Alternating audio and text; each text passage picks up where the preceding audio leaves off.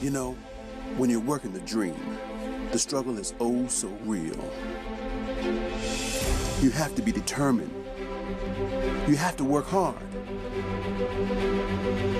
You need to be compassionate, set goals, and be timely. Stay focused and reach high. You need all this and the Lord to come together to make you a better person while you're working the dream. Hello and welcome to Working the Dream. I'm your host, Derek Kelly, and today we're going to share insights into how exposure, that is showcasing your personal brand, affects your career and personal success. Now, exposure is who knows you and who knows you positively. So let's recap why this is important. Our acronym for career success is P.I.E.S, P-I-E-S. P is for performance. You must be a top-notch performer to be considered of value to your team. I is for image. Your personal brand, your image, should reflect the accepted image of your company. And E is for exposure. How many people know you and know you positively? And S is for spirituality. Okay, so you're on time every day.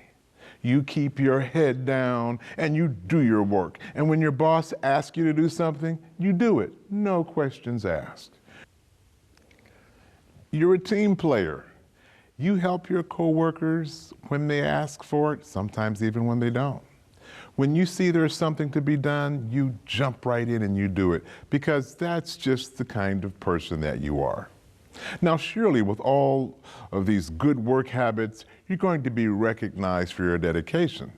There's no way that they can overlook you for expanded responsibilities, right? When they're expanding the division, you'll be noticed, right? I mean, you've already proven you're a hard worker. I mean, hard work is the key to climbing the organizational ladder, right? Well, not entirely. You see, hard work is expected, but most companies are getting that pretty much from all of their workers anyway. In today's work world, working hard and doing what you're asked is expected. In fact, it's the only way to keep your job. So working hard and being a team player and trying to make the workplace productive, it's kind of normal behavior for a good employee. It's what's expected out of you by your management team. Now you might say, I exhibit professional behavior, I say the right things, and I do the right things, and that's still the standard expectation of all employees.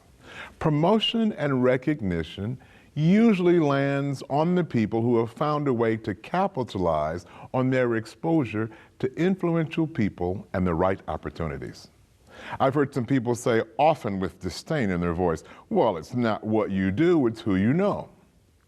Let me add an emphatic, you're absolutely correct to that one.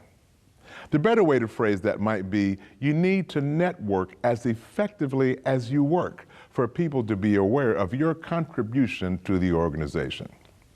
The hard work is all you need axiom was coined years ago when we pretty much were in an agricultural industrial society. In today's complex world of tangled business relationships, that is not the only ingredient for success. Let me give you an example.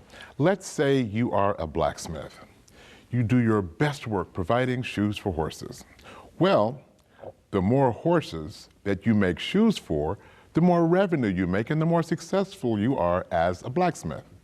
Let's say you were a farmer. The more acreage you sowed with seeds for crops, the bigger your harvest. The more crops you harvested, the more crops you could take to market. The more crops you took to market, the more money that you would make. This would make you more successful.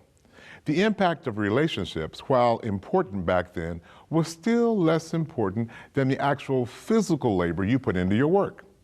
In today's work world, most of us are not taking crops to market or shodding horses. So it takes a little more than just hard work to be successful. Your relationship with your boss, peers, and reports will be critical to your success in the workplace. So just telling someone to keep their head down and work hard is not the complete formula for career success. Let me ask you a question. It's perfectly acceptable for you to talk back to the screen on this one. You ready? Okay, here it goes. Who knows you and knows you positively in your organization? Now, how you are known determines what assignments you're going to get, what special projects you'll be invited to participate in. The projects and assignments you work on determine who actually sees your work. And the people that see your work determine your value to the company, and your value to the company determines the success that you're going to enjoy in your organization. If you are a known force on your team, then look out, world, here you come. Let's watch as our friend Cassie learns some lessons. They're holding me back, y'all. Look, I didn't spend $80,000 on a degree to just sit at a desk and stamp checks all day. I'd say they are definitely underutilizing my talents.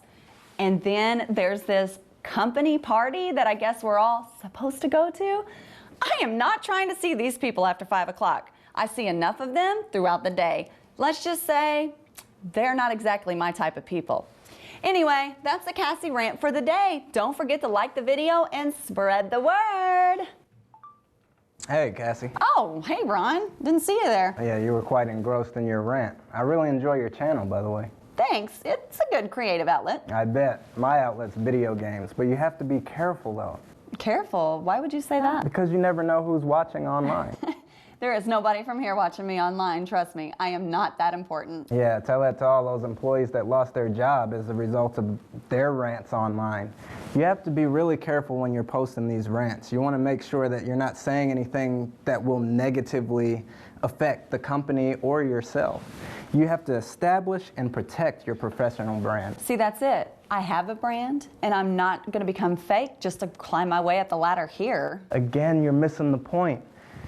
You want to make sure that you're seen in a positive light by the right people so that you can advance into the opportunity that you feel you deserve. Are you going to the party? No, I'm not going to the party. Have you ever been to the company party? No, and I don't plan on it. What if I told you that by going to that party, you might have the opportunity to advance into the position that you feel you deserve? Really? Let's hear it. Okay, so this is the plan. You go home, you get dressed, you want to put something on that's modest yet stunning, but the goal's not to be super sexy or anything like that. You just don't want to be talked about on Monday for being the worst dress. Okay? Then when you see Mr. Martin and me over there, you know, wherever we'll be in the party, doesn't matter what location, walk over there in the general vicinity and I will call you over and introduce you to him. He's the CEO of the company. And I'm just supposed to walk right up and start talking with you guys. I'm going to introduce you. That's why we're going to play it this way. The same exact thing happened earlier on in my career, and that's how I got into the position that I'm in now. So you're real cool with Mr. Martin? Well, he's had me work on several projects in the past, so we've definitely established a good rapport. All right, if you say so, I'll be there. You gonna be there? Oh, I'll be there. Okay.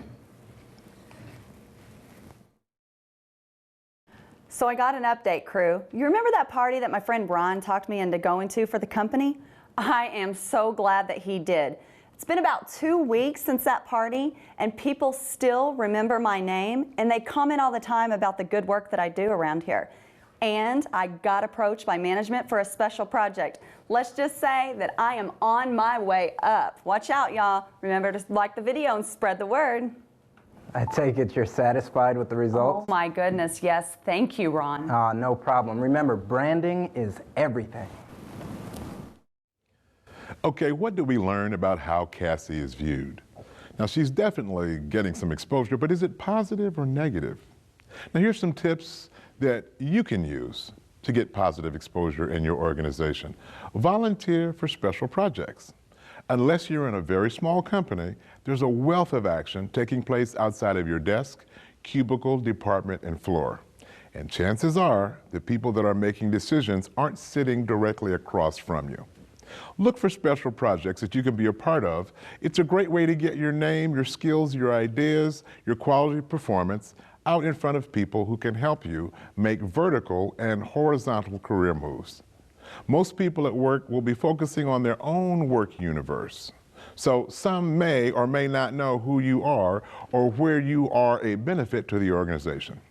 Now, when you work on special projects with others, you usually can find a way to establish them in your own personal network. Connect with people outside of your normal work network. There are many benefits to networking, but you have to remember that we are dealing with people. Keep that in mind. Going out with a what can I get attitude is going to sink your efforts before you begin. But of course, you need to know what return you're going to get before you invest. So here's what you can expect. Friendship benefits. Do not overlook the simple benefit of having friends in the business with no strings attached. It's a good feeling to know someone has our back, that we have people who are there for us. You can be lonely when you work alone with only the light from your own computer screen to keep you company. Having someone who understands is extremely valuable on a psychological and emotional level. Your friends can chat to keep you motivated and cheery.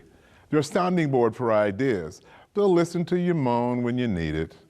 When several of my professional friends and I get together, when we're talking, time goes by so fast. I'm not always sure if we actually solve the world's problems, but those conversations are something I really look forward to. Your personal network can help when you're in a strange town. Sometimes it's nice to have company for dinner when you're on the road. I mean, I'm blessed to have friends that I can call in quite a few cities. I also have friends that I can share situations with who will kind of straight up let me know whether or not I'm on or off base with an idea or a situation.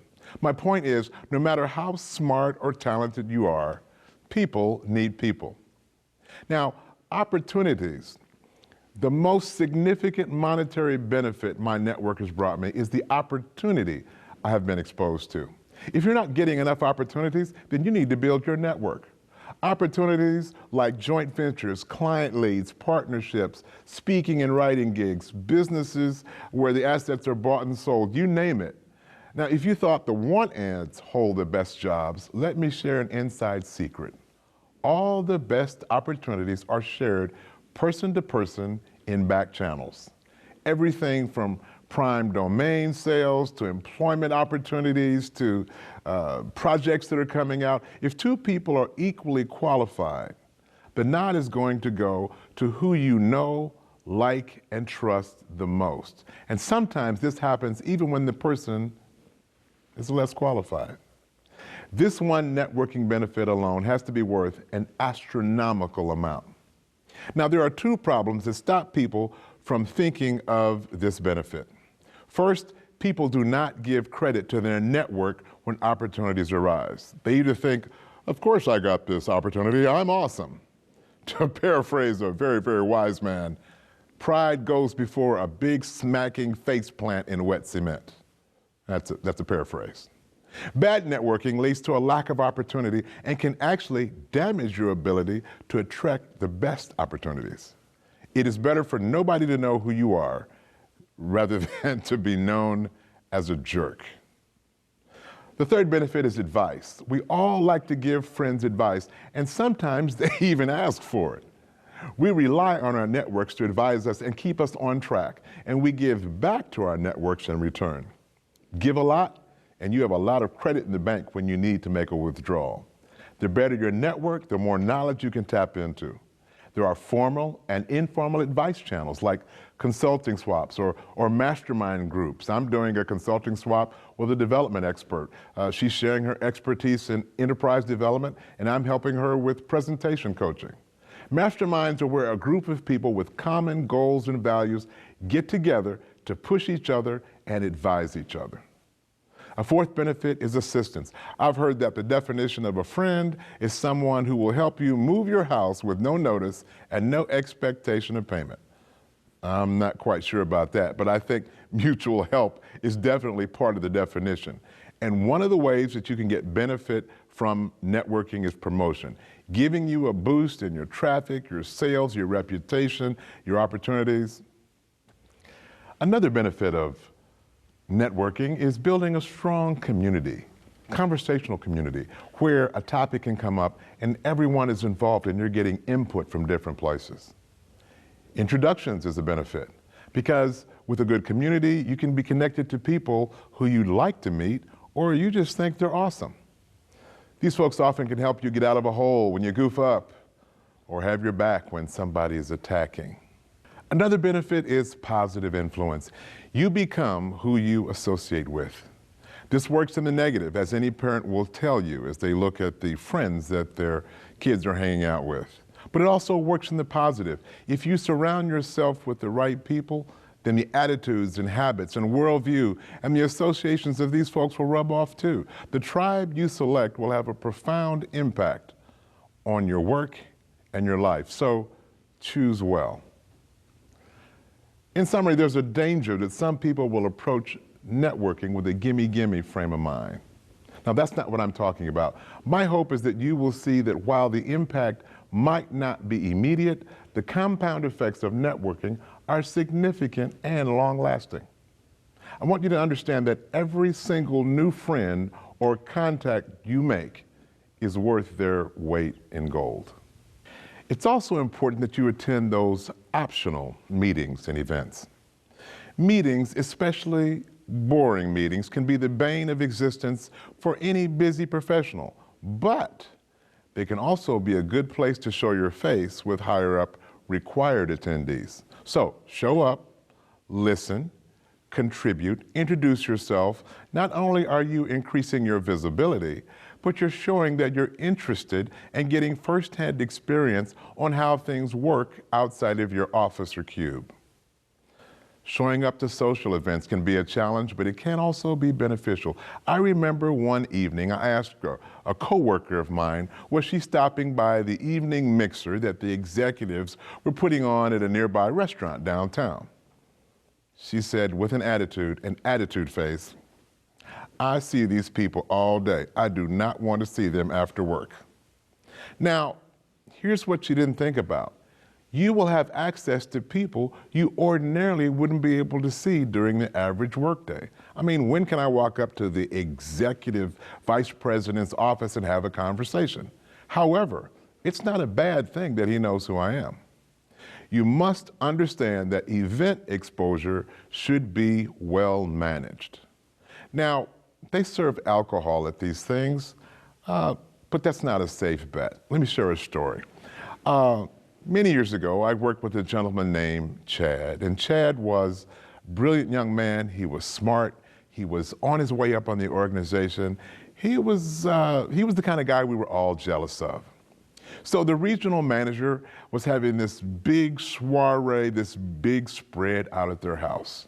And the house was gorgeous. So we drove out, it was in the suburbs, beautiful gated community, and we oohed and ahed up to this gorgeous house. And then when we got inside, of course, the servers had drinks and they were making people feel welcome. Well, I had a 7-Up. Anyway, my buddy Chad, who was the heir apparent to be successful in this organization, he began to knock them back. And he was getting a little snookered. Well, in one of the side rooms, there was this exquisite, gorgeous Persian rug that the regional manager was so proud of. I kind of looked at the rug on the floor. I mean, I'm not stepping on a rug when I find out how many thousands of dollars it cost to buy the thing. So we looked at it. It was like the Mona Lisa on the ground. Well, my buddy Chad, after he had so many drinks, he kind of forgot where he was, and he walked on the rug. I'm blown away. But that wasn't the best part of the story. See, Chad had so many drinks that he started feeling woozy and a bit nauseous. You figured it out? Yeah, he threw up on the regional manager's exquisite Persian rug. Now, sadly, we laughed back then. In fact, all the way home, we laughed at work the next week. But here's the real sadness in that story. Chad never, ever, ever got promoted again. You see, the senior team looked at that behavior and said, how can we trust him with a division full of people? How can we trust him with a multi-million-dollar budget and expect him to use good judgment when in a smaller social situation, he was so far off base?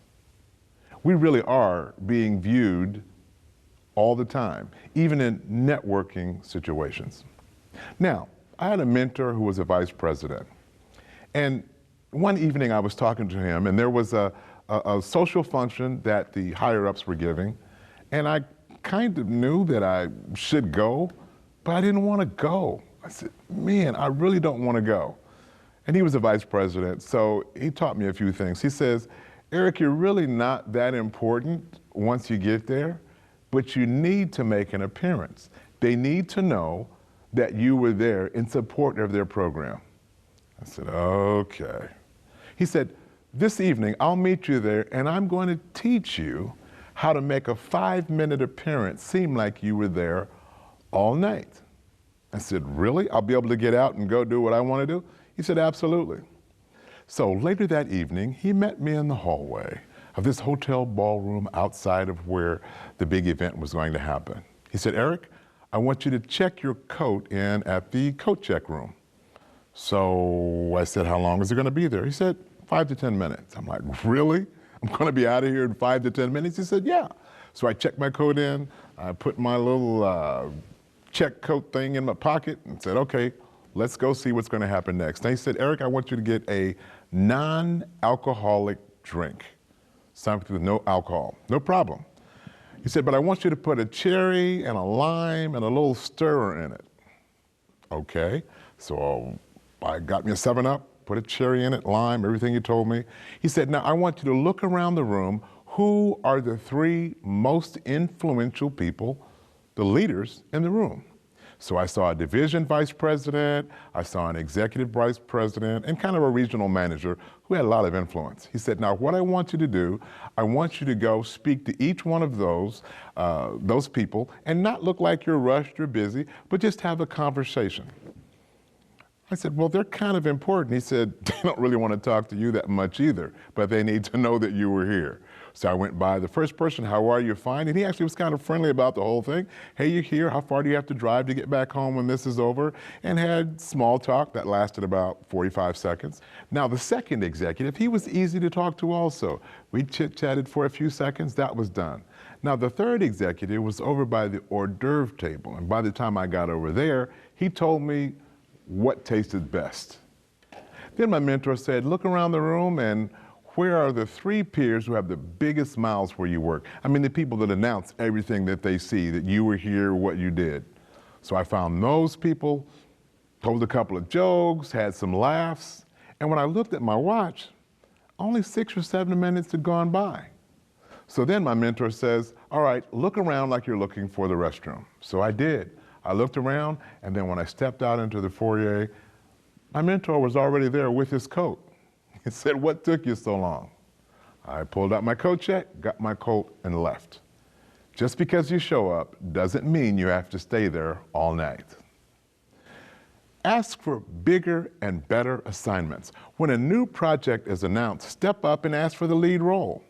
Now the misstep here is that one of 2 things. You either expect it'll go to the usual person that gets put in charge of things anyway, or you wait and hope that you're going to be handpicked by your boss. Don't wait for somebody to be assigned or somebody else to take the lead. Speak up and step up to ensure you are getting more responsibility and more opportunity for positive exposure. Now, the risk here is to make sure that you know that you are absolutely capable of completing whatever assignment you ask for and doing it well. Tell your manager about your goals. Don't wait for your next performance review to discuss your goals with your boss. Schedule a meeting as soon as you can. Use the information that you're getting back from performance reviews and look at where you're going against the objectives that you set for yourself. If you can schedule meetings on your manager's calendar, send the meeting request and include the meeting goal to discuss your career development. If you can't, send an email to your manager or get a brief hallway discussion to let them know, hey, I'd like to discuss my career goals as soon as it's convenient. As with any meeting, you need to prepare ahead of time in order to have a decent discussion. So picture, where do you want to be in your career in 12 months? Picture where you'd like to be in 5 years. Now look at the strengths that you have and how that will help you. Also look at the areas that you need to grow and develop in. Discuss these areas with your boss and ask what other areas they feel you need to improve in, where you need development. The critical goal of this first consultation with your boss should be an action plan. You want to leave there with something you can work on.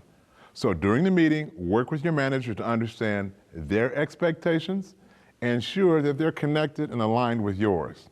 Identify the areas for development, discuss assignments that you can get that would help you in development, training that you can go to that would help develop your weaknesses into strengths, and agree on some sort of feedback plan. So whether it's biannually or quarterly, the formal performance review, or a more informal weekly or monthly meeting. I like that one because I want to know what I'm doing at all times.